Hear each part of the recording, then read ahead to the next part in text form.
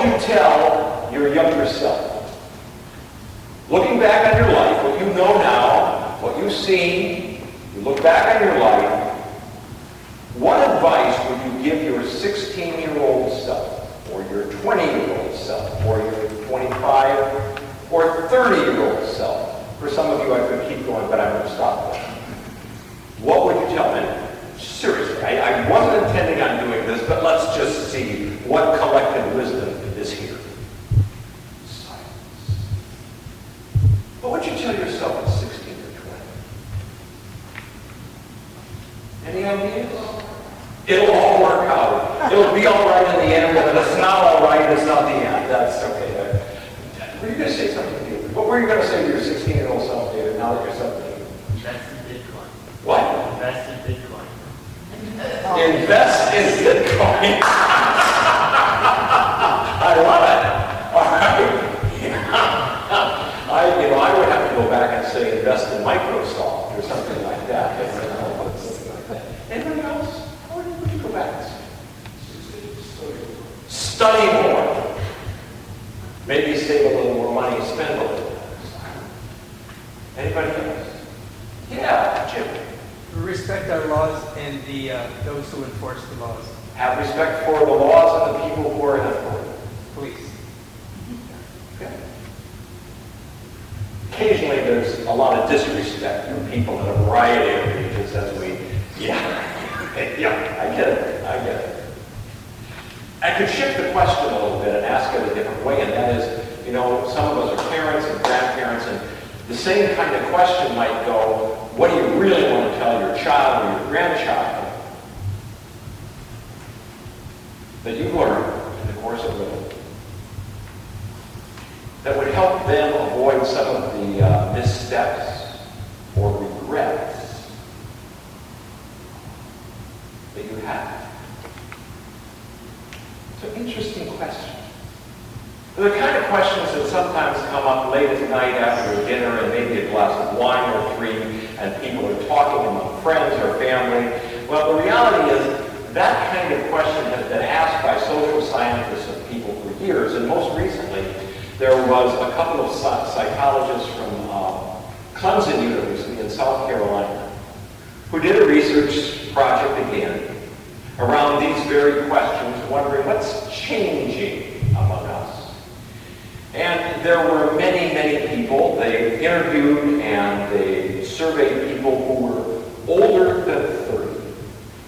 And the reality is, even though things change, the answers that they found mirrored the same kinds of things that were found a generation or two ago, both in the surveys and in the anecdotal evidence. People had lots of advice for their younger selves, but some common themes were like this.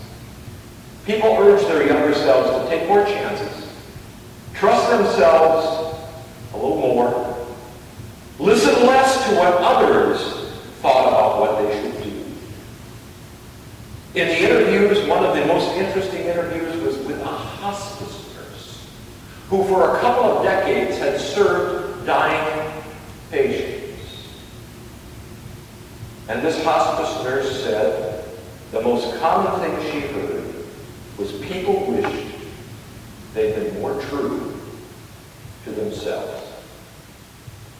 That they followed their own deep desires for their life, less deterred by fear of failure or about the worries they had of what others would think of them. Another way to sum all of this up is people were more likely to regret things that their fears stopped them from trying than the things they did. I think a lot of us might relate to that.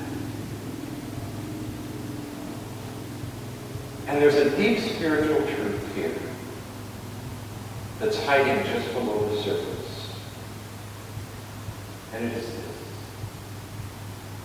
There's a spirit in each one of us, capital S, God's Spirit, that seeks to come to expression in the unique contours of our lives, of each of our lives, that seek to come to expression in ways that bring us love and joy and peace and patience and kindness and gentleness, those fruit of the Spirit that Paul talked about in that Galatians reading. And that Spirit calls us not to be just like everybody else or to be conventional necessarily. The Spirit calls us beyond living a life just to please others in conformity, beyond the expectations of what somebody else thinks we might be and do, to become the unique expression of God's loving Spirit that every one of us is born to be.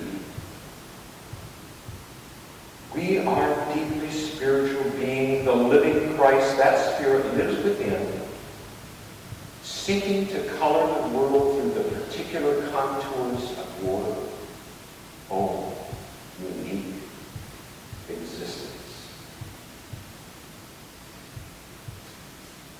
So, tell me, better yet, tell yourself, what stirs deeply within you? What does the Spirit want to say and do through you? What are the deep desires to do more, be more, try more, love more? What cries out in you to be shared or given or expressed? When you don't listen to those deep desires, that deep voice of Spirit, you end up with a life that is disconnected from your own soul. You end up living according to maybe somebody else's expectations, but never becoming the unique experience of God's Spirit that you are. One of my favorite spiritual masters from the great Western tradition of Christian spirituality is a guy by the name of Ignatius Loyola. If I spent the rest of my life just reading and thinking about him, I think I'd be quite happy. But there's a question that he would ask of the people he counseled and followed when they were making important decisions, or even such not important decisions. He would say, imagine yourself at the point of the end of your life and you're approaching death, and now look back. What do you wish you would have done here? Or said? Or left undone? And listen to what your heart tells you. One of the great mysteries to me about the Christian faith in Western civilization is that so often Christianity is seen as something tame and essentially conserving a present order of life. When the call of Christ to his disciples then and now was never a call to conform. It was not an invitation to be like everybody else. We are called beyond the expectations of others to follow the particular desire of what the Spirit wants to love out of us. And nothing could be clearer than that gospel, which is so rich today. But you think about it. You call people to follow them, and you say, well, wait for a while. I have to go to a funeral. I have to say goodbye to my family. And Jesus says, let go of the expectations that everybody else has of you and be with me. Yes, it's hyperbole, but that's the message.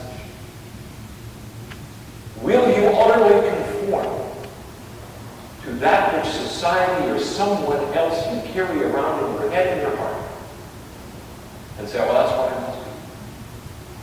Or do you listen to something deeper? A voice of love, a voice of longing, a voice of care, a voice that calls you beyond that which you are to be something truly more and more in the image of Christ. One of the things that strikes me, certainly about the history of the church, certainly about the great ministries that I've seen in my life here and around the world, but let's just stick here at St. Kennedy for a moment. One of the things that strikes me is that so many of the greatest, most impactful ministries that we do as a congregation at St. Timothy began because one or two people felt the Spirit stirring in them, niggling at their heart, and they listened to that Spirit and let that Spirit move them beyond what they were doing to try something new. And in the process, they became more and more alive, more beautiful, more loving, and more inspiring to others. I mean, think about it. Over the years that I've been here, I've seen certain ministries grow and certain ministries come from nothing into being. Our ministry sponsoring refugees started with one or two people saying, I feel called to do something. Our Bridge Community Ministry that lifts the life of homeless families into home independence. Our partnerships ongoing for years with things like Hesed House or Mill Street Cares, or the powerful Feed My Starving Children ministry that started here in that fellowship hall and grew to become a community-wide effort involving 5, 6, 7,000 people this year. Started here because one or two people listened to the Spirit stirring in their hearts and took the risk of trying to do something new to answer that voice. That's life in the Spirit. Live in the Spirit, Paul says, not in the flesh. And most of the time you don't get it. Because to live in the Spirit is not to live by a list of rules or expectations or somebody else's opinion. And it's not to be confined by the desires of the flesh, which, yes, move towards self-indulgence, but also to your fears. That's also what it means to live by the flesh, to be controlled by your fears. The Spirit calls us to a free life, a kind of freedom, a kind of willingness to take a risk, to become something more, to say the deep things that are in our hearts that too often go unspoken. Life in the Spirit is about paying attention and then choosing to follow the voice of the Spirit that leads us to become more alive, more free, more loving, more joyful. So listen. Listen to yourself. Your own deepest heart where that Spirit moves in you. What love does the Spirit move in you? Is there a grace or a blessing or a word of encouragement for somebody in your life, maybe somebody near or somebody you haven't seen for ages? Is there a conversation or a word of forgiveness and reconciliation that tugs at your heart that you resist and just don't quite get around to? Is there a new thing? Something you thought about and have felt an urge toward that would fill your heart and make you a more complete human soul? The Spirit is speaking. Listen. What is it that the Spirit wants you to do with your